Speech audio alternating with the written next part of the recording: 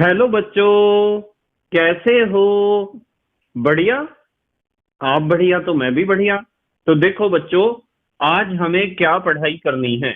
आज है बेटे हमारे पास क्लास 11th का यूनिट नंबर सेकंड का वीडियो नंबर थर्ड। तो बेटे ये दूसरे यूनिट का तीसरा वीडियो है और इससे पहले दो वीडियो आपको प्लेलिस्ट में भी मिल जाएंगे, नीचे बेटे डिस्क्रिप्शन में भी मिल जाएंगे और कुछ समय बाद आई बटन में भी लिंक आ जाएगा, जहां आप यूनिट नंबर 2 को पूरा पढ़ सकते हो और अपने सुंदर से नोट बना सकते हो, जो एग्जाम में आपकी बहुत ज्यादा हेल्प करेंगे। इसी के साथ साथ आपको नीचे डिस्क्रिप्शन में पीडीएफ नोट्स का लिंक भी मिल जाएगा। और यदि आपके मोबाइल फोन में टेलीग्राम एप्लीकेशन इंस्टॉल्ड है तो वहां भी आप सर्च कर सकते हो KMD सहारनपुर, वहां भी आपको पीडीएफ नोट्स मिल जाएंगे। तो देखते हैं आज का हमारा टारगेट क्या है। आज बेटे हमें सबसे पहले पढ़ना है धन किरणें और प्रोटॉन की खोज, कि धन किरणें कैसे प्राप्त की गई और इनके द्वारा प्रोटॉन की खोज किस प्रकार हुई। उसके बाद हम नंबर 2 पे डिस्कस करेंगे धन किरणों के गुण, कि धन किरणों में क्या क्या खासियत होती है। और नंबर 3 पे हम डिस्कस करेंगे प्रोटॉन के गुण, कि प्रोटॉन में कौन कौन से गुण पाए जाते हैं। जैसे हमने इलेक्ट्रॉनों के गुणों का अध्ययन किया है, इसी तरीके से हम प्रोटॉनों के गुणों का भी अध्ययन करेंगे। ठीक है बेटे, तो चलो बच्चों जल्दी से आज की पढ़ाई शुरू करते हैं।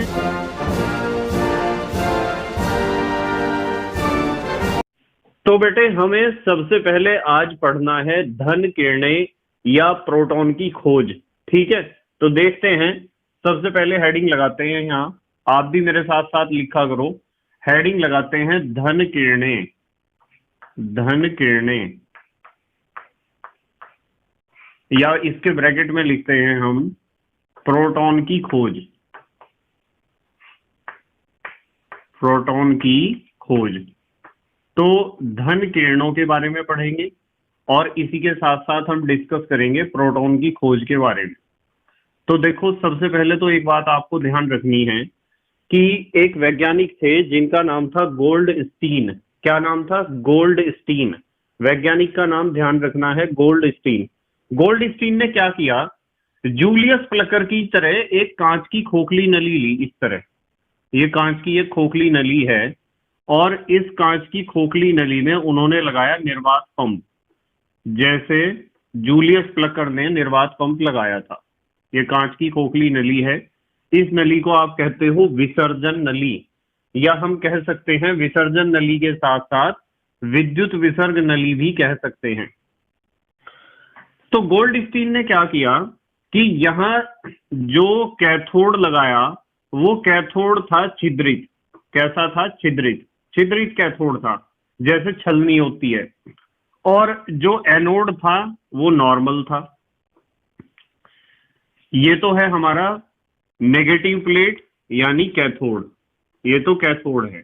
और कैथोड की खासियत यह है कि कैथोड है छिद्रित। कैसा है? छिद्रित है कैथोड, उसमें बहुत सारे छेद हैं। और ये पॉजिटिव प्लेट है, इसका नाम है एनोड। और यहां लगाया गया निर्वात पंप, और निर्वात पंप के द्वारा इस नली में भरी हुई अधिकतर गैस को बाहर निकाल दिया गया, जिसके कारण विसर्जन नली में निम्न दाब उत्पन्न हुआ। क्या उत्पन्न हुआ? निम्न दाब। निम्न दाब उत्पन्न हुआ, लो प्रेशर डेवलप हुआ। ये सारी बातें आपको समझा रखी हैं कि कैसे विसर्जन नली के अंदर दाब का मान घटेगा और दाब का मान घटने से क्या लाभ होगा। ये जो कैथोड है इसे हम जोड़ेंगे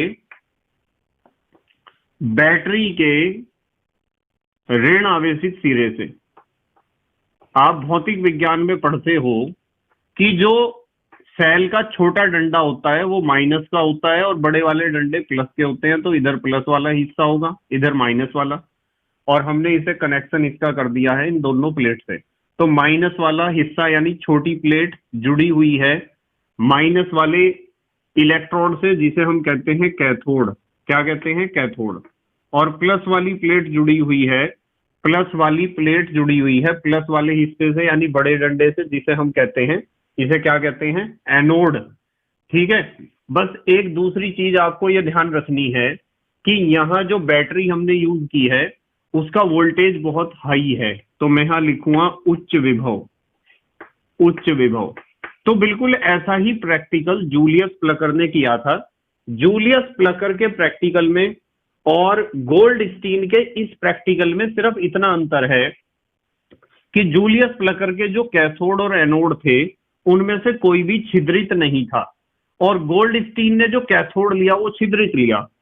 तो गोल्डस्टीन ने जब विसर्जन नली में छिद्रित कैथोड लगाकर निम्न दाब एवं उच्च विभव पर विद्युत धारा प्रवाहित की, तो गोल्डस्टीन ने देखा कि जिस प्रकार कैथोड की ओर से कैथोड किरणें निकलती हैं, ठीक उसी प्रकार एनोड की ओर से भी कुछ अदृश्य किरणें निकलती हैं।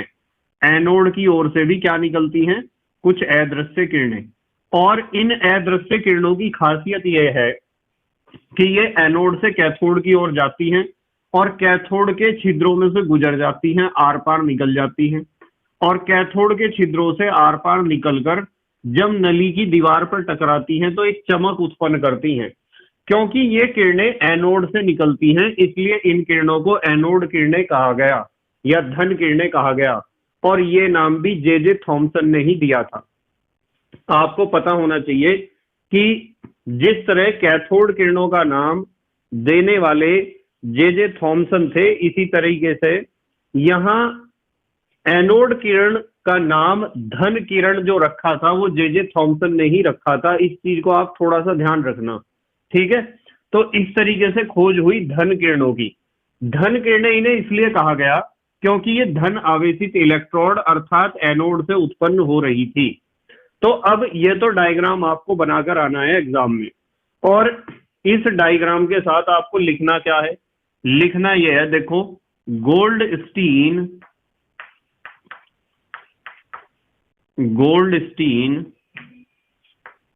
नामक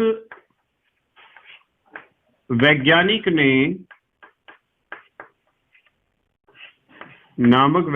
ने जब विसर्जन नली में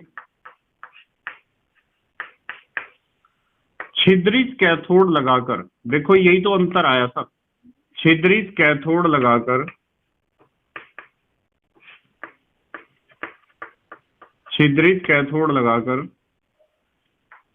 निम्न दाब व उच्च विभव पर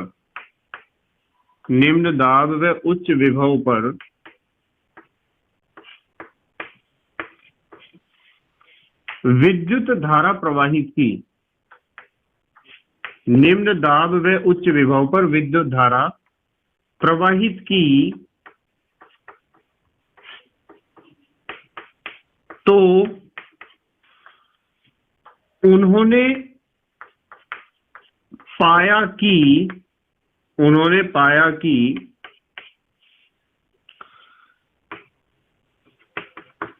कैथोड किरणों के समान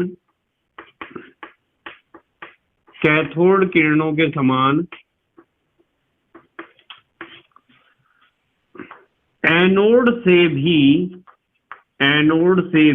ध्यान से समझ रहे ना सब, कैथोड किरणों से, जैसे कैथोड किरणें निकली थी कैथोड से, इसी तरीके से वे यूं कह रहे कि इन्हीं के समान एनोड से भी कुछ अदृश्य किरणें निकलती हैं। एनोड से भी कुछ अदृश्य किरणें निकलती हैं। एनोड से भी कुछ अदृश्य किरणें निकलती हैं। जो कैथोड के छिद्रों से आर पार जाकर कैथोड के छिद्रों के आर पार निकल जाएंगी, या कैथोड छिद्रों में से गुजरकर, ऐसे भी लिख सकते हो आप, आर पार जाकर नली की जो आपकी विसर्जन नली है, नली की दीवार पर टकराती हैं, नली की दीवार पर टकराती हैं तथा चमक उत्पन्न करती हैं, तथा चमक उत्पन्न करती हैं। नली की दीवार पर टकराकर ये क्या उत्पन्न करती है? चमक। ऐसे ही चमक उत्पन्न की थी किन्होंने? ऐसे ही चमक उत्पन्न की थी कैथोड किरणों ने। और मैंने आपको अभी बताया है कि इनका नाम किसने रखा था? इसका नाम रखा था थॉमसन ने। तो यहां से मैं लिखता हूं,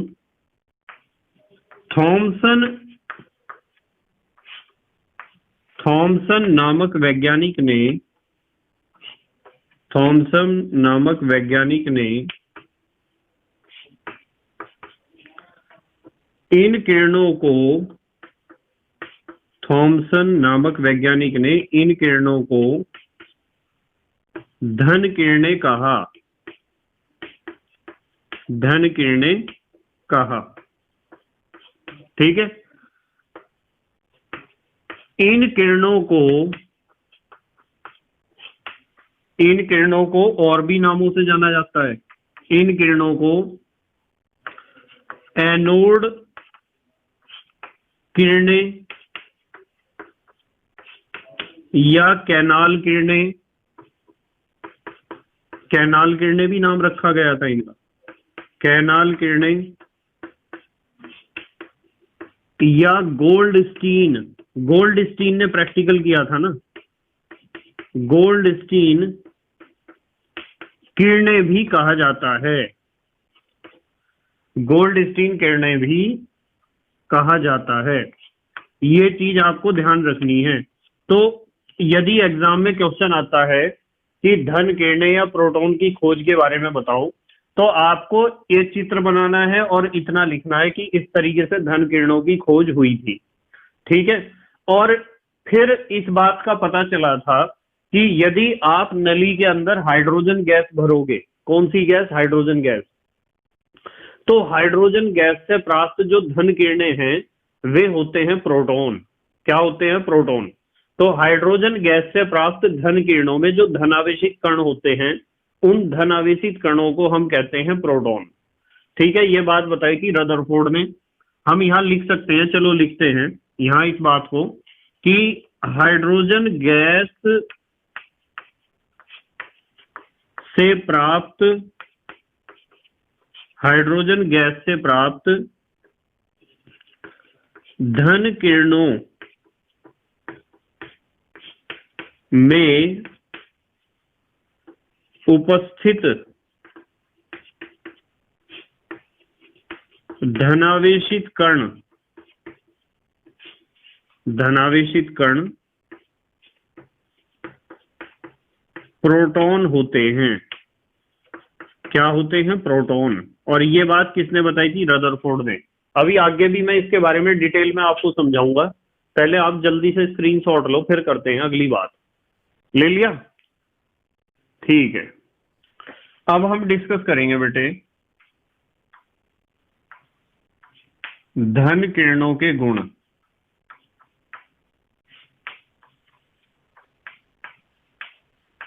कि धन किरणों में कौन कौन से गुण पाए जाते हैं, क्या क्या खासियत हैं।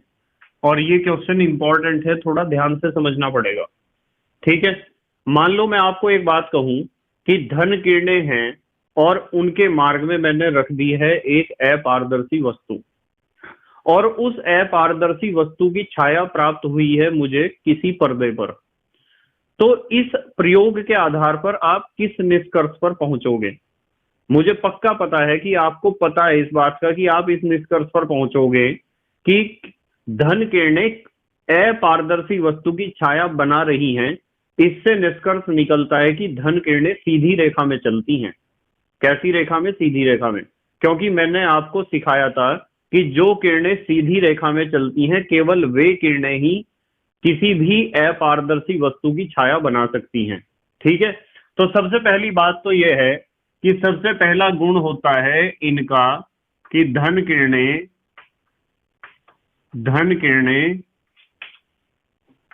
सीधी रेखा में चलती हैं। धन किरणें सीधी रेखा में चलती हैं। अब मुझे एक बात बताओ, मान लो एग्जाम में क्वेश्चन आता है कि धन किरणों के गुण बताओ, तो धन किरणों के गुण तो आप बता ही दोगे। मान लो एग्जाम में क्वेश्चन आता है कि सिद्ध करो धन किरणें सीधी रेखा में चलती हैं, तो आप इस क्वेश्चन का आंसर लिख दोगे? उम्मीद है लिख दोगे आप आंसर। आप लिखोगे कि जब धन किरणों के मार्ग में किसी अपारदर्शी वस्तु को रखा जाता है तो उस अपारदर्शी वस्तु की छाया पर्दे पर प्राप्त हो जाती है, अतः स्पष्ट होता है कि धन किरणें सीधी रेखा में चलती हैं। तो पहला गुण तो यह ध्यान रखना है। नंबर 2, धन किरणें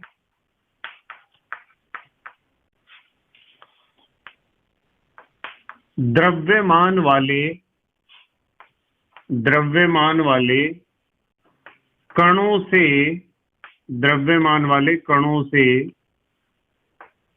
मिलकर बनी होती हैं।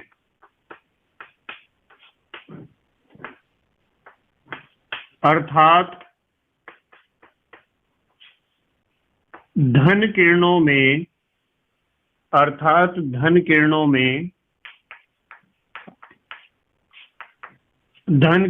क्या होती है? गतिज ऊर्जा।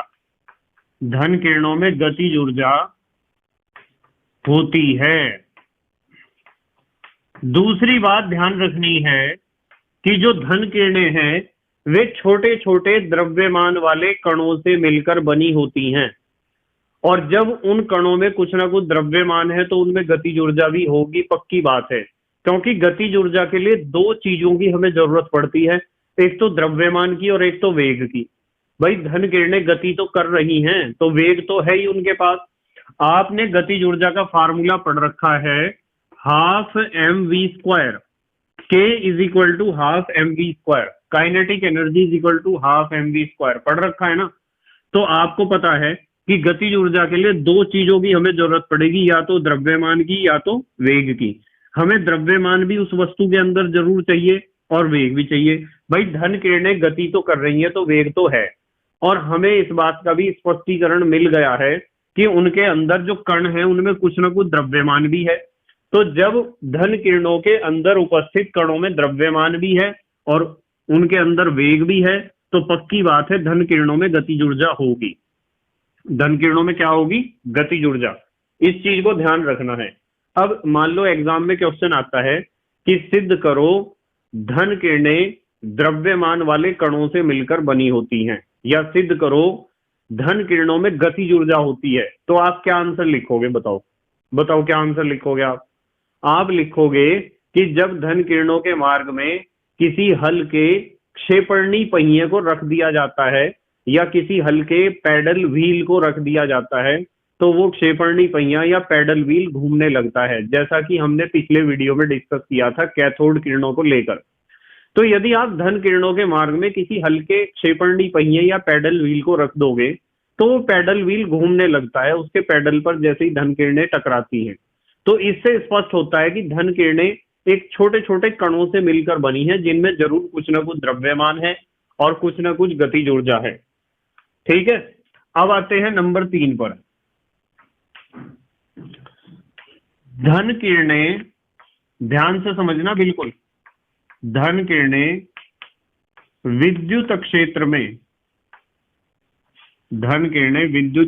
में ऋण आवेशित या ऋणावेशित प्लेट की ओर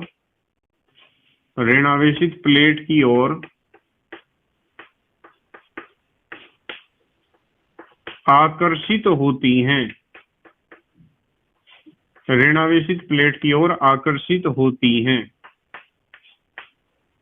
ठीक है भाई, जो माइनस वाली प्लेट की ओर आकर्षित होता है वो अपने आप कैसा आवेश रखता होगा? भाई माइनस की ओर कौन आकर्षित होता है? जो खुद प्लस हो, यानी जो खुद धनावेशित हो। तो यहां है कि धन किरणें विद्युत क्षेत्र में ऋणावेशित प्लेट की ओर आकर्षित होती हैं। अतः स्पष्ट होता है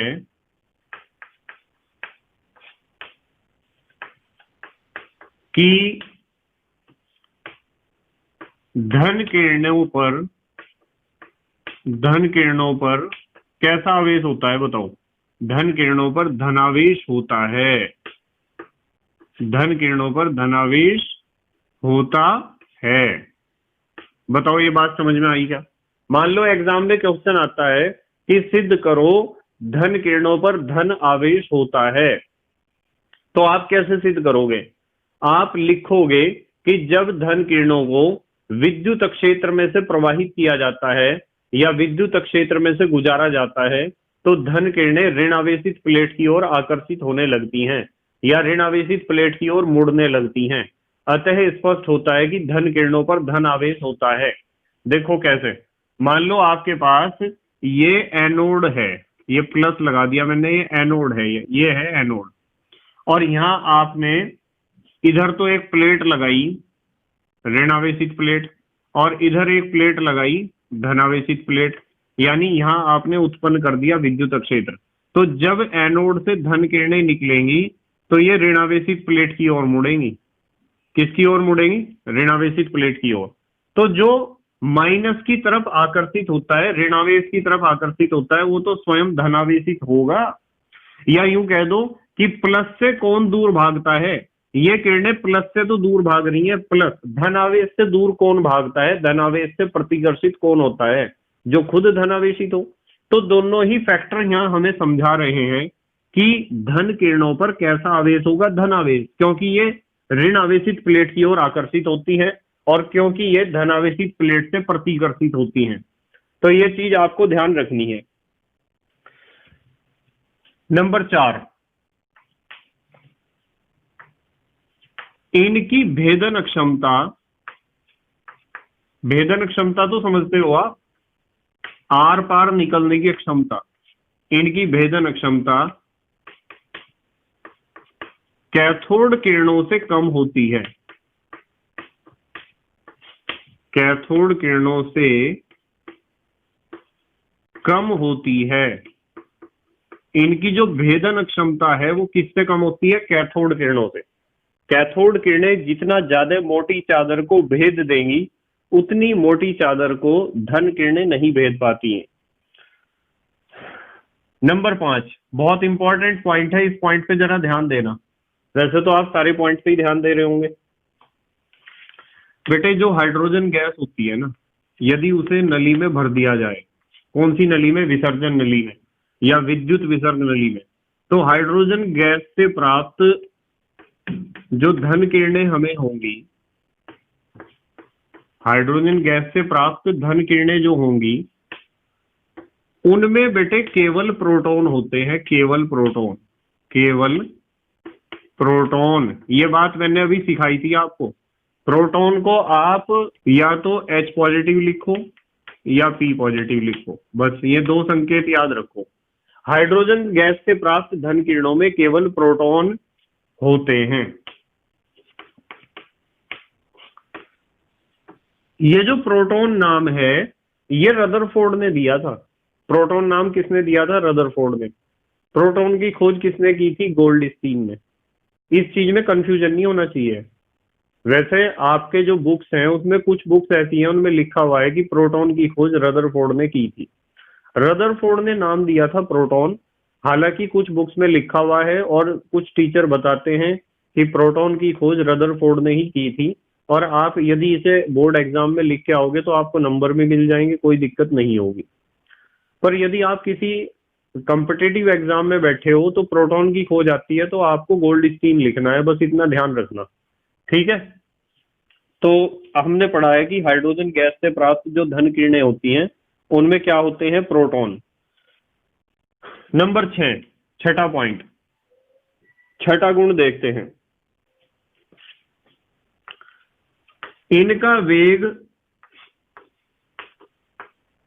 वेग कैथोड किरणों से इनका वेग कैथोड किरणों से बताओ कम होगा या अधिक। भाई इनकी जो भेदन क्षमता है, हमने पढ़ी भेदन क्षमता क्या है, कम है। भेदन क्षमता कम है, इसका मतलब इनका वेग भी कम होगा। तो इनका वेग कैथोड किरणों से कम होता है, कैथोड किरणों का वेग होता है अधिक। ये भी एक कारण है कि कैथोड किरणों की भेदन क्षमता होती है अधिक, क्योंकि उनका वेग अधिक है। नंबर 7, ये प्रतिदीप्ति, ये प्रतिदीप्ति व स्फुरदीप्ति,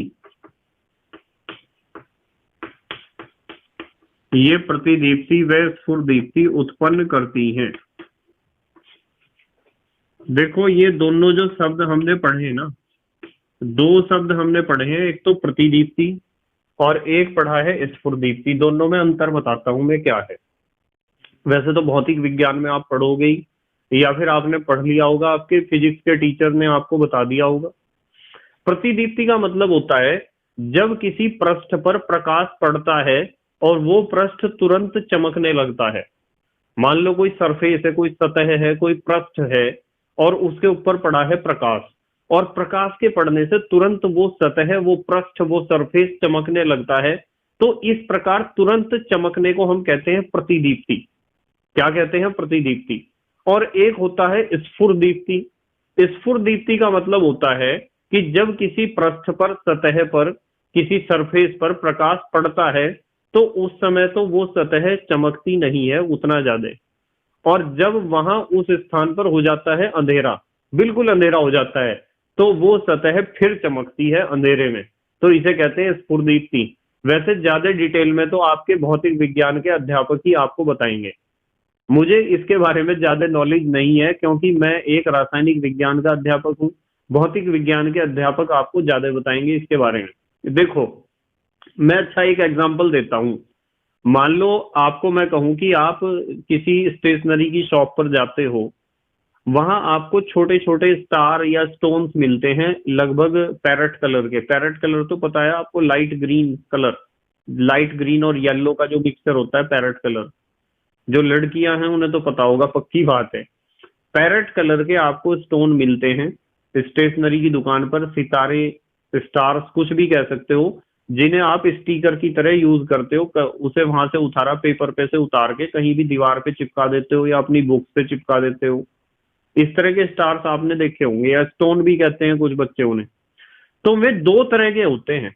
एक तो ऐसे होते हैं जो दिन में ही चमकते हैं, प्रकाश में चमकते हैं, और एक ऐसे होते हैं कि जब आप अपने कमरे में लाइटें ऑन रखोगे, बल्ब ऑन रखोगे, तो उस समय तो वे प्रकाश को अवशोषित कर रहे होंगे, और जब आप अपने कमरे की लाइटें बंद कर दोगे तो उस समय वे प्रकाश को उत्सर्जित कर रहे होंगे, यानी चमक रहे होंगे।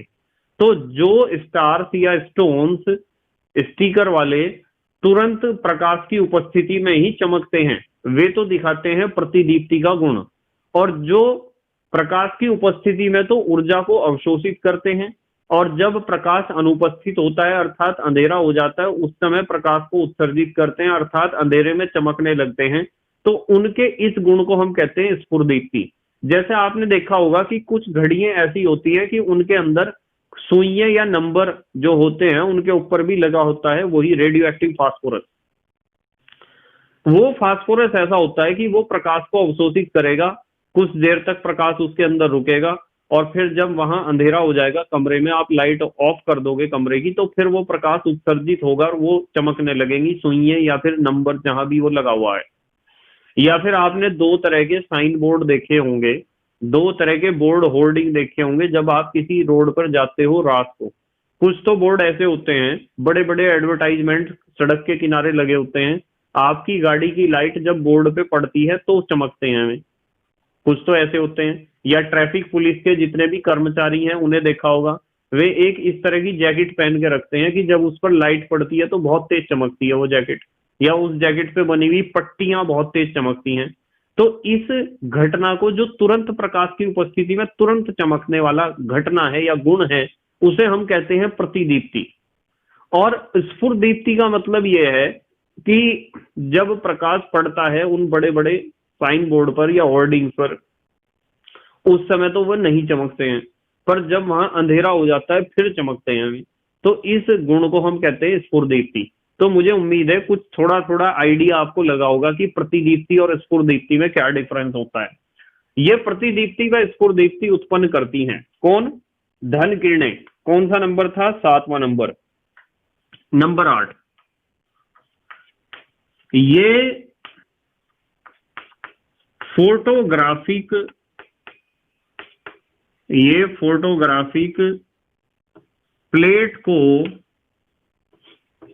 फोटोग्राफिक प्लेट को काला कर देती हैं, जैसे सूर्य का प्रकाश करता है या प्रकाश करता है, काला कर देती हैं।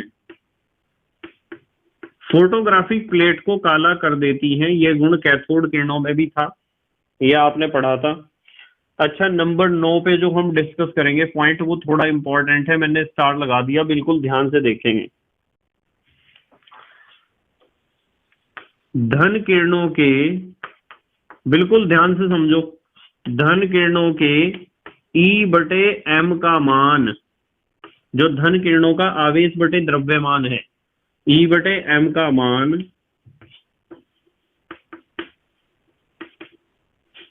कैथोड किरणों के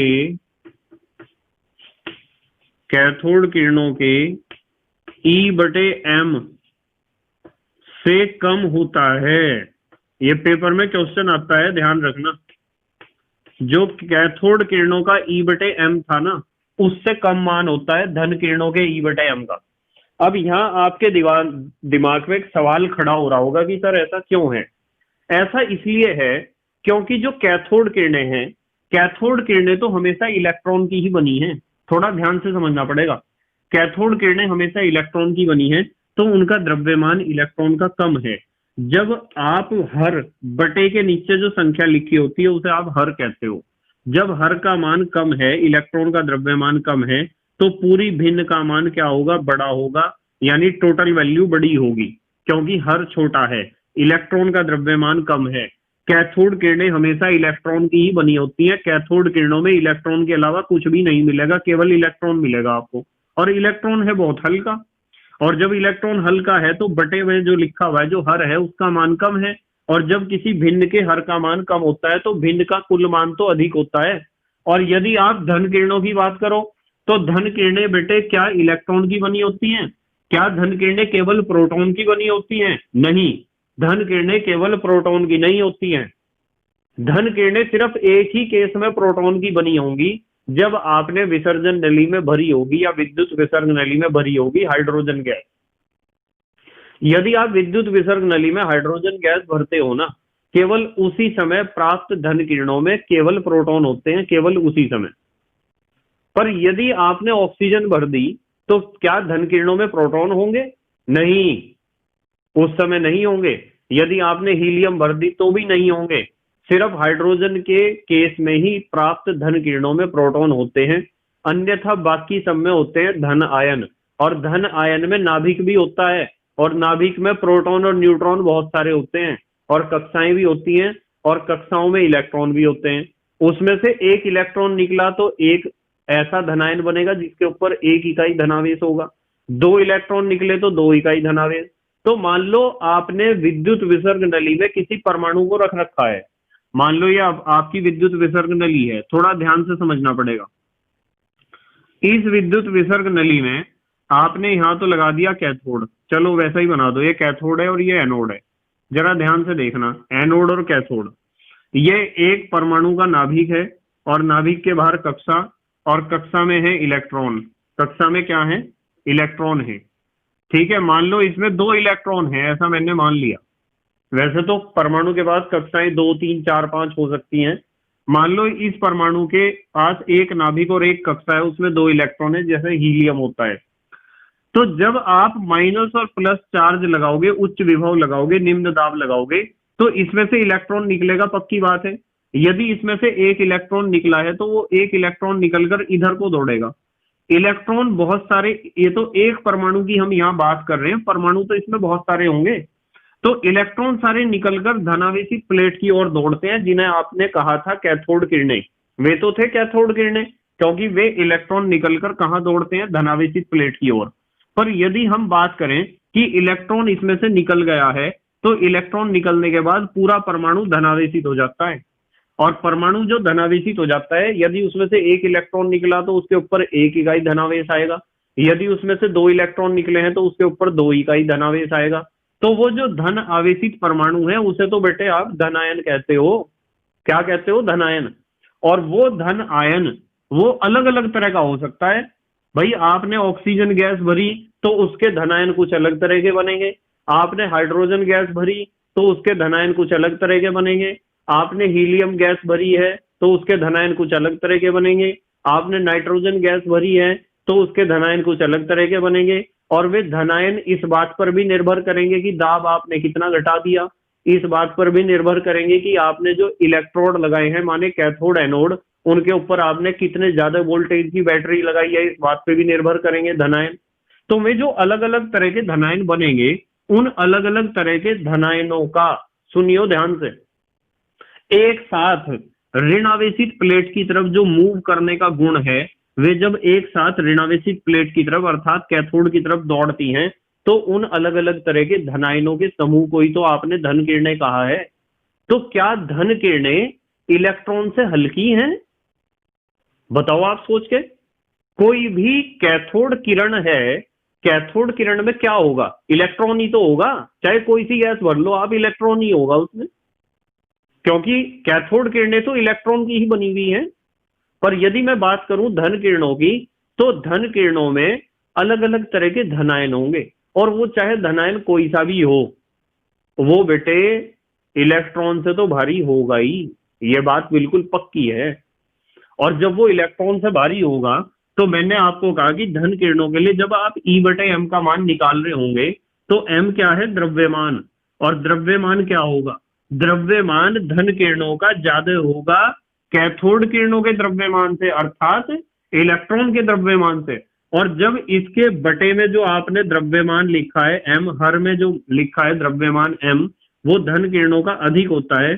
तो जब इसका हर अधिक होगा तो टोटल भिन्न तो घट जाएगी, यानी मान होगा इसका कम, टोटल वैल्यू भिन्न का मान कम होगा। तो इसलिए हमने लिखा है कि धन किरणों के E/m का मान कैथोड किरणों के E/m से कम होता है। देखो मैं इस बात को पूरा कर देता हूं जिससे आपके और अच्छे से समझ में आ जाए। क्योंकि धन किरणों के लिए, या धन किरणों का द्रव्यमान लिखता हूं, धन किरणों का द्रव्यमान सदैव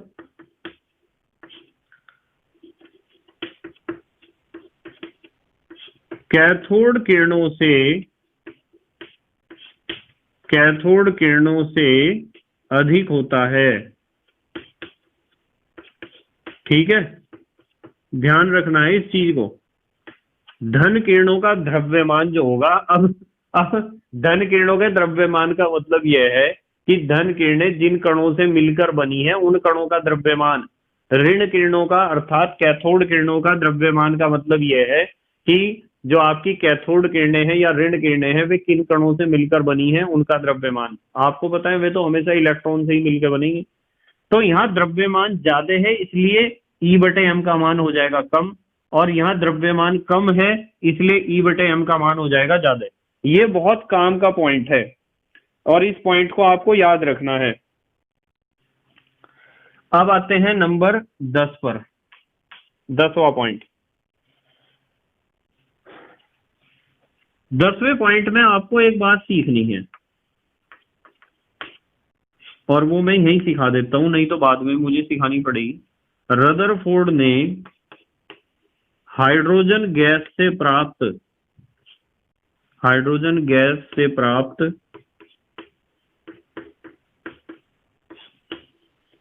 धन किरणों को रदरफोर्ड का नाम तो आपने सुना ही होगा। रदरफोर्ड ने हाइड्रोजन गैस से प्राप्त धन किरणों को, या एक काम करो ऐसे लिखते हैं, हाइड्रोजन गैस से प्राप्त धन किरणों के कणों को प्रोटॉन कहा था। ठीक है, ये नाम ध्यान रखना है आपको, प्रोटॉन। प्रोटॉन नाम देने वाले कौन थे? रदरफोर्ड। प्रोटॉन की खोज करने वाले रदरफोर्ड नहीं थे, पर यदि आप रदरफोर्ड लिख के आओगे तो भी सही मानना जाएगा बोर्ड एग्जाम में। वैसे अब नई जो बुक्स हमारे पास है उनमें गोल्डस्टीन ही लिखा हुआ है, इसलिए मेरे हिसाब से तो आपको गोल्डस्टीन ही लिखना चाहिए। यदि पूछा जाता है कि प्रोटॉन की खोज किसने की है तो आप रदरफोर्ड लिखोगे, ठीक है, कोई ज्यादा खास नहीं है। यदि आप गोल्डस्टीन लिखोगे तो बिल्कुल सही है। देखो, हमने यहाँ पढ़ लिया कि रदरफोर्ड ने तो सिर्फ नाम दिया था प्रोटॉन, और गोल्डस्टीन ने तो प्रैक्टिकल करके सबसे पहले खोज कर दी थी इस चीज की, नाम ही तो दिया था रदरफोर्ड ने। अच्छा, एक पॉइंट बताऊंगा तुम्हें बहुत जबरदस्त, कि हाँ ये बहुत इंपॉर्टेंट पॉइंट है, ध्यान से समझेंगे। जो बेटे धन किरणें होती है ना, ये धन किरणें, किरणों लिखो, धन किरणों के E/M का मान गैस की प्रकृति पर निर्भर करता है। गैस की प्रकृति पर, ये बहुत काम का पॉइंट है, बहुत काम का पॉइंट है बेटे। मतलब यदि आप गैस बदलोगे ना, हाइड्रोजन गैस भरोगे, ऑक्सीजन भरोगे, हीलियम भरोगे, तो गैस यदि आप बदलोगे तो उस गैस से प्राप्त होने वाली धन किरणों के E/M का मान भी बदल जाएगा। यदि आप हाइड्रोजन गैस भरोगे तो उससे प्राप्त धन किरणों के E/M का मान कुछ और होगा। यदि आप हीलियम भरोगे तो हीलियम गैस से प्राप्त धन किरणों के E/M का मान कुछ और होगा। और यदि आप ऑक्सीजन गैस भरोगे तो ऑक्सीजन गैस से प्राप्त होने वाली धन किरणों के E/M का मान कुछ अलग होगा। ऐसा क्यों होगा आपके समझ में आ रहा होगा, क्यों होगा ऐसा? ऐसा इसलिए होगा क्योंकि आपने जब हाइड्रोजन गैस भरी तो हाइड्रोजन गैस से प्राप्त धन किरणों में कौन थे? प्रोटॉन। तो प्रोटॉन का आवेश और प्रोटॉन का द्रव्यमान आप लिखोगे। जब आपने हीलियम गैस भरी तो हीलियम गैस के जो आपको विसर्जन नली में भरने पर जो धन किरणें मिली, क्या हीलियम गैस से प्राप्त धन किरणों में प्रोटॉन होंगे? नहीं, हीलियम का धनायन होगा, और हीलियम के धनायन के ऊपर आवेश कुछ और होगा और द्रव्यमान कुछ और होगा। तो हाइड्रोजन गैस से प्राप्त E/M धन किरणों का E/M कुछ और है, हीलियम गैस से प्राप्त धन किरणों के लिए E/M का मान कुछ और है, क्योंकि हीलियम गैस से प्राप्त धन किरणों में जो हीलियम के धन आयन है उनका आवेश कुछ और है, उनका द्रव्यमान कुछ और है, वो तो चेंज हो चुका है। यदि आपने ऑक्सीजन गैस वहां भर दी तो ऑक्सीजन गैस के धनायन जो बनेंगे उनके लिए E का मान माने आवेश का मान कुछ अलग होगा और द्रव्यमान भी उनके धनायनों का कुछ अलग होगा। तो गैस बदलने पर धन किरणों में जो कण होते हैं उन कणों का आवेश भी बदल जाता है, उन कणों का द्रव्यमान भी बदल जाता है। वो निर्भर करता है कि आपने विसर्जन नली में या विद्युत विसर्ग नली में कौन सी गैस भरी है, इस बात पर डिपेंड करता है। तो यहां लिखा हुआ है कि धन किरणों के E/M का मान गैस की प्रकृति पर निर्भर करता है। ये बहुत इंपॉर्टेंट पॉइंट है, मैंने स्टार लगा दिया। इसका मतलब पता क्या है? इसका मतलब है अर्थात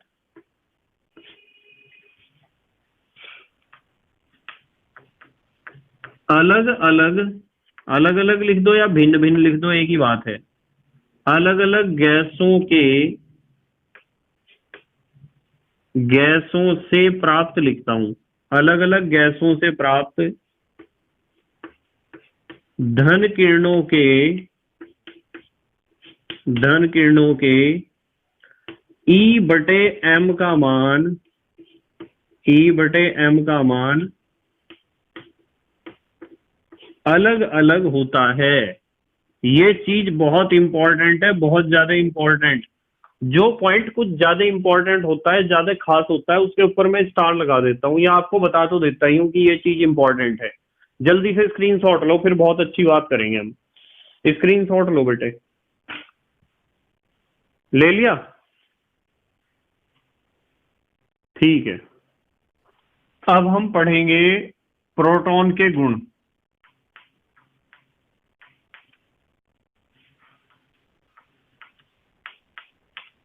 प्रोटॉन के गुण, देखो प्रोटॉन के बारे में बात करेंगे। जैसे हमने कल इलेक्ट्रॉन के बारे में बात की थी, तो सबसे पहली बात आती है कि प्रोटॉन पर आवेश कितना होता है। मान लो आपसे कोई पूछता है कि प्रोटॉन पर बताओ आवेश कितना होता है, तो आवेश के बारे में आपको लिखना है कि प्रोटॉन पर होता है 1 इकाई धन आवेश। 1 इकाई धन आवेश यानी कि 1 यूनिट पॉजिटिव चार्ज। तो प्रोटॉन पर 1 इकाई धन आवेश होता है, जैसे इलेक्ट्रॉन पर होता है 1 इकाई ऋण आवेश। और 1 इकाई धन आवेश का मान होता है प्लस 1.602 गुणा 10 की घात -19 कूलाम। इस आवेश को आप याद रखोगे।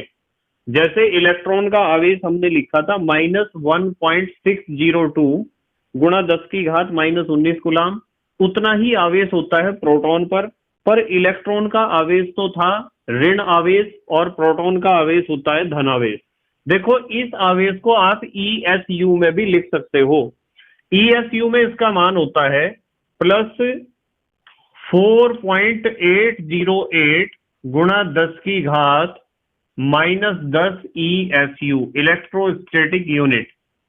तो यदि आपसे कूलाम में पूछा जाता है तो कूलाम में आपको याद रखना है, और यदि ESU में प्रोटॉन का आवेश पूछा जाता है तो ESU में भी आपको प्रोटॉन का आवेश पता होना चाहिए। नंबर 2 पे हम बात करते हैं द्रव्यमान की। यदि कोई आपसे पूछता है, चलो पूरा ही लिख देता हूं, द्रव्यमान। यदि आपसे कोई पूछता है कि द्रव्यमान बताओ, प्रोटॉन का द्रव्यमान कितना होता है, तो आपको लिखना है कि प्रोटॉन का द्रव्यमान होता है 1.672 गुणा 10 की घात -24 ग्राम। ये होता है 1.672 गुणा 10 की घात -24 ग्राम। या फिर आप इसे कह सकते हो 1.00727 U या AMU, एटॉमिक मास यूनिट। ठीक है। अच्छा एक बात मैं आपको बताता हूं कि ये जो द्रव्यमान है ना प्रोटॉन का 1.672 गुणा 10 की घात -24 ग्राम या 1.00727 U, ये हाइड्रोजन परमाणु के लगभग बराबर है। तो मैं लिख देता हूं हाइड्रोजन परमाणु के लगभग बराबर।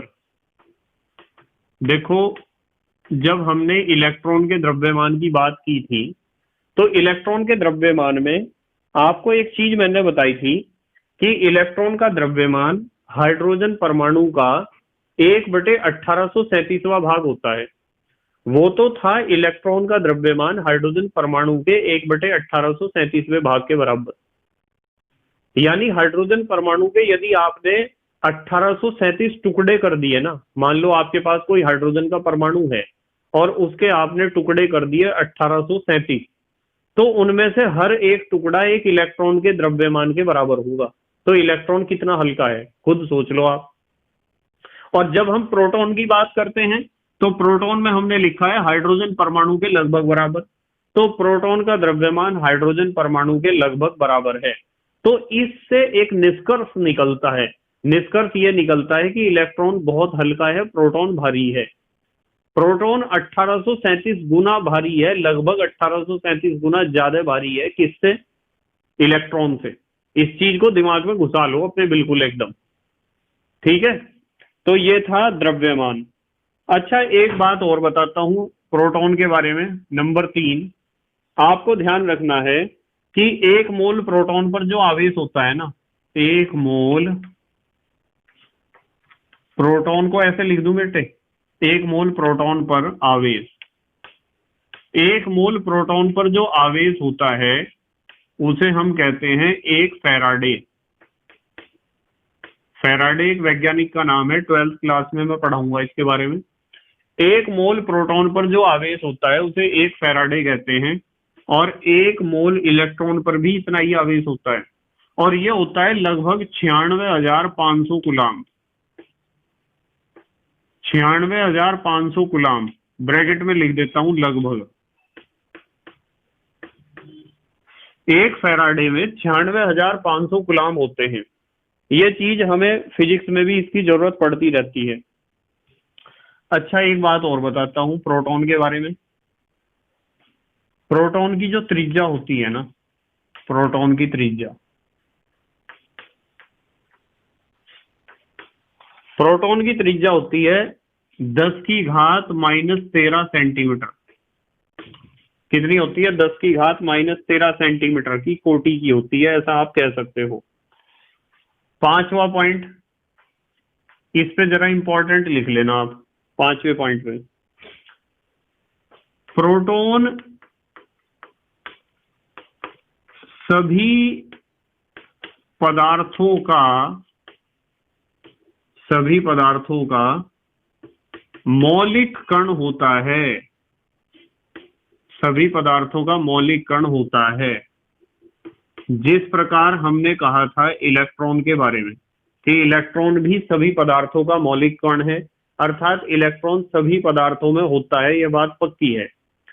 इस ब्रह्मांड में, इस दुनिया में, इस संसार में जितने भी पदार्थ है, चाहे ठोस है, चाहे द्रव है, चाहे गैस है, चाहे प्लाज्मा है, चाहे बोस आइंस्टीन कंडेंसेट है, चाहे तत्व है, चाहे यौगिक है, चाहे मिश्रण है, चाहे समांगी मिश्रण है, विषमांगी मिश्रण है, विलयन है, कोई भी पदार्थ है, उन सभी पदार्थों में जिस प्रकार इलेक्ट्रॉन की उपस्थिति अनिवार्य है, उसी प्रकार प्रोटॉन की उपस्थिति भी अनिवार्य है।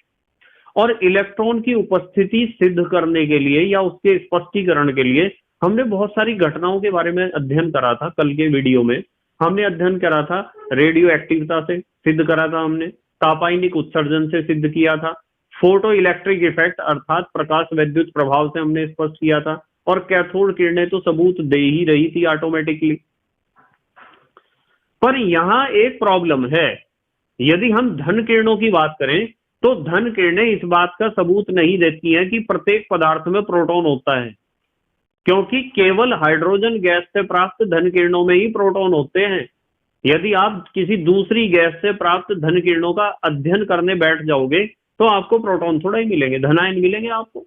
उस गैस के परमाणु के धनायन मिलेंगे आपको धन किरणों के रूप में, उनका पुंज मिलेगा, उनका समूह, उस गैस से प्राप्त धन आयनों का समूह या पुंज, और उसे ही कहते हैं धन किरणें।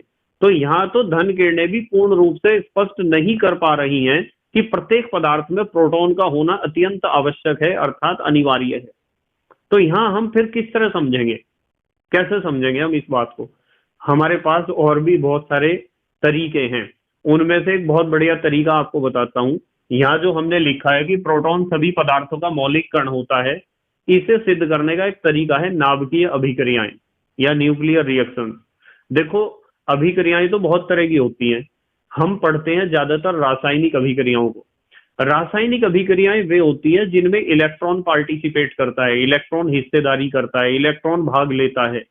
जिन अभिक्रियाओं में इलेक्ट्रॉन भाग लेता है ना, यानी इलेक्ट्रॉन का एक कक्षा से दूसरी कक्षा में जाना, दो परमाणुओं के बीच कक्षा जो है उनमें उपस्थित इलेक्ट्रॉनों का साझेदारी कर लेना, ठीक है। तो इलेक्ट्रॉन के ट्रांसफर के कारण या इलेक्ट्रॉन के साझेदारी के कारण जो अभिक्रियाएं होती हैं उन्हें तो हम रासायनिक अभिक्रियाएं कहते हैं, जिनमें या तो इलेक्ट्रॉन ट्रांसफर हो रहा हो या तो इलेक्ट्रॉन की साझेदारी हो रही हो, वे तो हो जाएंगी रासायनिक अभिक्रियाएं। पर बेटे, परमाणु की केवल कक्षाएं ही काम नहीं करती हैं।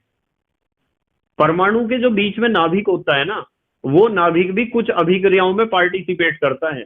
जिन अभिक्रियाओं में परमाणु के नाभिक हिस्सा लेते हैं ना, उन अभिक्रियाओं को हम कहते हैं नाभिकीय अभिक्रियाएं। और नाभिकीय अभिक्रियाएं मुख्य रूप से दो प्रकार की होती हैं, वैसे तो कई प्रकार की होती हैं, पर एक नाभिकीय अभिक्रिया होती है नाभिकीय विखंडन। उसमें जो भारी नाभिक होता है ना, भारी तत्व का नाभिक, वो दो हल्के तत्व के नाभिकों में टूट जाता है। जैसे नाभिकीय विखंडन का एक महत्वपूर्ण उदाहरण है परमाणु बम और नाभिकीय रिएक्टर परमाणु भट्टी। ये दोनों ऐसी जगह है, परमाणु बम में भी नाभिकीय अभिक्रिया होती है जिसे हम कहते हैं नाभिकीय विखंडन, और परमाणु भट्टी या नाभिकीय रिएक्टर में भी नाभिकीय अभिक्रिया होती है जिसे हम कहते हैं नाभिकीय विखंडन। नाभिकीय विखंडन में क्या होता है कि जो भारी नाभिक है वो दो हल्के नाभिकों में टूट जाता है। तो नाभिक जिन अभिक्रियाओं में हिस्सा लेता है उन्हें हम कहते हैं नाभिकीय अभिक्रियाएं, और जिन अभिक्रियाओं में कक्षा के इलेक्ट्रॉन हिस्सा लेते हैं उन्हें हम कहते हैं रासायनिक अभिक्रियाएं। नाभिकीय विखंडन के अलावा नाभिकीय अभिक्रिया एक और है जो बहुत महत्वपूर्ण है, उसे कहते हैं हम नाभिकीय संलयन। क्या कहते हैं? नाभिकीय संलयन। उसमें क्या होता है, दो हल्के तत्व के नाभिक आपस में जुड़ जाते हैं और जुड़कर एक भारी तत्व का नाभिक बनाते हैं। इस अभिक्रिया को हम नाभिकीय संलयन कहते हैं, और इसमें भी बहुत ज्यादा ऊर्जा उत्सर्जित होती है। और इसका भी उदाहरण है, इसका सबसे जबरदस्त उदाहरण है सूर्य, सन, सूरज।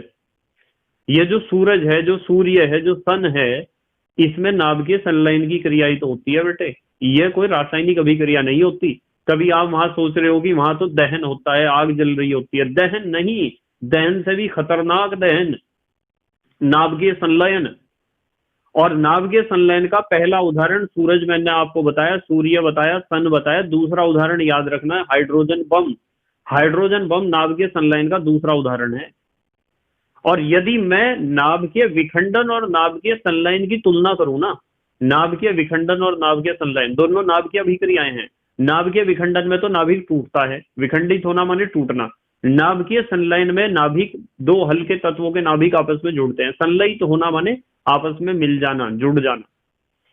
तो नाभिकीय विखंडन और नाभिकीय संलयन दोनों में से ज्यादा खतरनाक नाभिकीय संलयन है। कौन है ज्यादा खतरनाक?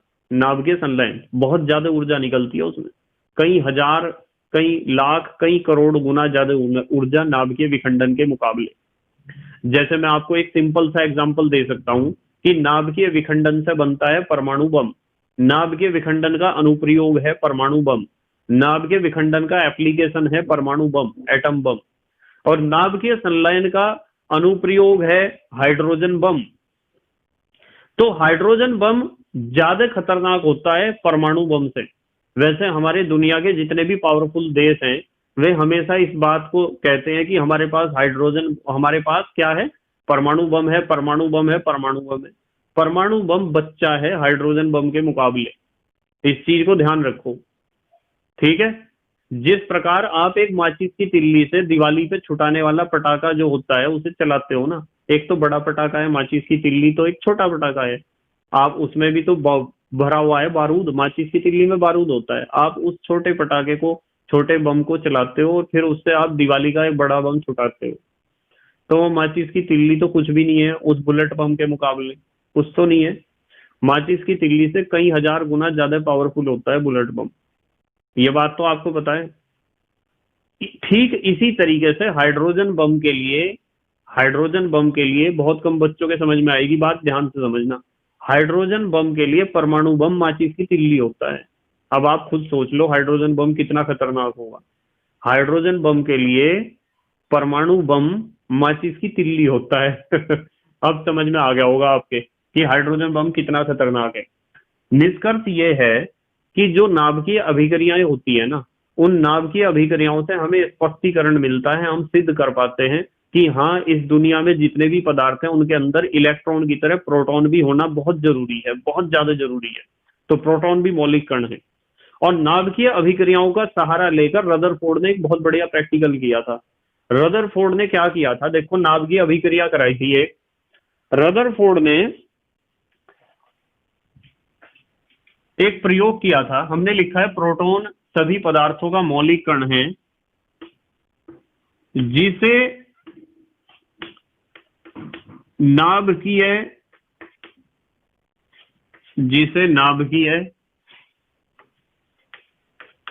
अभिक्रियाओं द्वारा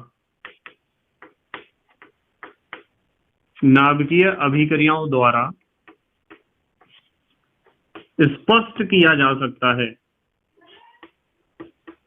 नाभिकीय अभिक्रियाओं द्वारा स्पष्ट किया जा सकता है। अब कैसे स्पष्ट किया जा सकता है, देखो मैं बताता हूं आपको। नाभिकीय अभिक्रियाओं द्वारा एग्जाम्पल पे आप लगाओ उसी रिएक्शन को, उसी प्रैक्टिकल को जो रदरफोर्ड ने किया था। रदरफोर्ड ने एक बहुत अच्छा प्रैक्टिकल किया था, ठीक है।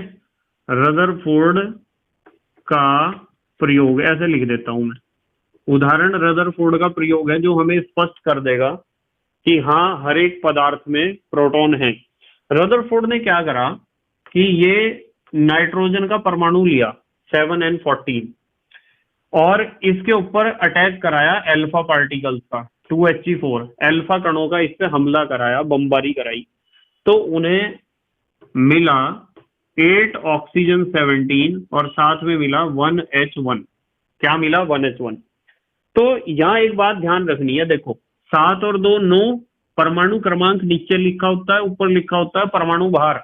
इस चीज को दिमाग में घुसा लो, हालांकि मैं आगे समझाऊंगा जब हम डिटेल में डिस्कस करेंगे। जो नीचे लिखा जाता है ना उसे हम कहते हैं परमाणु क्रमांक, और जो ऊपर लिखा जाता है उसे हम कहते हैं परमाणु भार। भार सिर पे होता है ना, ठीक है, जब ज्यादा बर्डन हो तो सिर में ही दर्द होता है। और ग्रामीण क्षेत्रों में जो लोग हैं वे अपने सिर पर ही हमेशा वजन को रखते हैं कहीं भी ले जाने के लिए, तो भार हमेशा सिर पर होता है। तो ध्यान रखोगे ऊपर परमाणु भार है, नीचे परमाणु क्रमांक है। आप परमाणु क्रमांक को बैलेंस करो। परमाणु क्रमांक को जब आप बैलेंस करोगे, इसे मैंने मिटा दिया, देखो अभी परमाणु क्रमांक को जब आप बैलेंस करोगे तो 7 और 2 9 8, और यहाँ जो भी चीज बनेगी उसका परमाणु क्रमांक 1 होगा। कितना होगा? 1। देखो 7 और 2 9, 8 और 1 9, 14 और 4 18, 17 और जो भी बनेगा वो उसका परमाणु भार 1 होगा। ऐसा तो 1H1 होता है जिसे हम प्रोटॉन कहते हैं। क्या कहते हैं? प्रोटॉन। तो रदरफोर्ड ने नाइट्रोजन पर हीलियम अर्थात अल्फा कण, ये अल्फा कण है, हीलियम के परमाणु को ही हम अल्फा कण कहते हैं।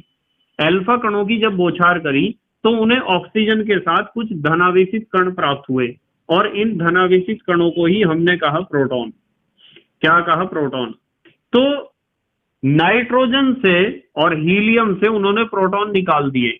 इन सब में नाइट्रोजन में प्रोटॉन होंगे जब ही तो निकाल दिए, या यूं कह दो हीलियम से प्राप्त हुए या नाइट्रोजन से प्राप्त हुए, कहीं से भी प्राप्त हुए, प्रोटॉन प्राप्त हुए हैं किसी भी पदार्थ से, तो उस पदार्थ में प्रोटॉन होंगे तभी तो प्राप्त हुए होंगे। ये रिएक्शन कभी कभार एग्जाम में भी पूछी जाती है, इसे ध्यान रखना है। ये कोई रासायनिक अभिक्रिया नहीं है, सुन लो, ये कोई रासायनिक अभिक्रिया नहीं है। ये कैसी अभिक्रिया है बताओ? ये नाभिकीय अभिक्रिया है। नाभिकीय अभिक्रिया उसे कहते हैं जिसमें परमाणु के नाभिक हिस्सा लेते हैं। यदि रासायनिक अभिक्रिया होती तो रासायनिक अभिक्रिया को आप बैलेंस करने चलते हो, कहते जी नाइट्रोजन इधर 1 है, कहाँ है? इधर 1 नाइट्रोजन, बताओ यहाँ नाइट्रोजन है क्या? कहीं कोई भी नहीं बता सकता यहाँ नाइट्रोजन है। और यहाँ हीलियम है, यहाँ तो है ही नहीं हीलियम, यहाँ 1 नाइट्रोजन है, यहाँ नाइट्रोजन नहीं है, हीलियम। ऑक्सीजन इधर है ही नहीं, हाइड्रोजन इधर है ही नहीं। तो यहाँ बच्चा कहेगा जी समीकरण तो संतुलित ही नहीं है। अरे मेरे देश के बच्चों एक बात सुनो, ये कोई रासायनिक अभिक्रिया नहीं है, ये नाभिकीय अभिक्रिया है। इसमें तत्व बदल जाता है, तत्व बदल जाता है। देखो नाइट्रोजन और हीलियम दोनों बदल गए हैं ऑक्सीजन और हाइड्रोजन के नाभिक में, यानी प्रोटॉन में। तो ये नाभिकीय अभिक्रिया है। अच्छा एक गुण और बताता हूं प्रोटॉन का, बहुत अच्छा। मान लो आपके पास कोई तत्व है और उसके आपको भौतिक गुणों का अध्ययन करना है, तो तत्वों के बहुत सारे भौतिक गुण प्रोटॉनों की संख्या पर निर्भर करते हैं। यानी यदि प्रोटॉनों की संख्या बदलेगी तो भौतिक गुण बदल जाएंगे। तो तत्वों के भौतिक गुण प्रोटॉनों की संख्या पर निर्भर करते हैं।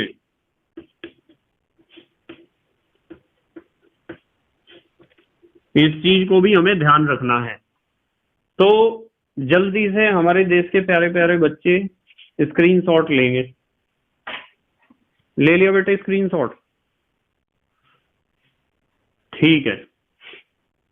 तो मुझे उम्मीद है कि आपके समझ में आया होगा ये सारा टॉपिक जो आज हमने डिस्कस किया है। आज हमने मुख्य रूप से 3 बातों के बारे में डिस्कशन किया है।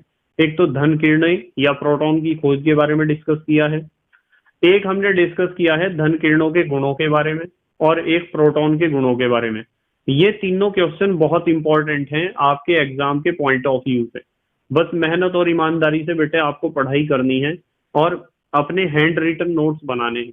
यदि आप हैंड रिटन नोट्स बना नहीं सकते हो तो आपको पीडीएफ नोट्स डाउनलोड करके उसका प्रिंट आउट निकलवा लेना है। ठीक है? तो thank you very much for watching this video. Okay, bye.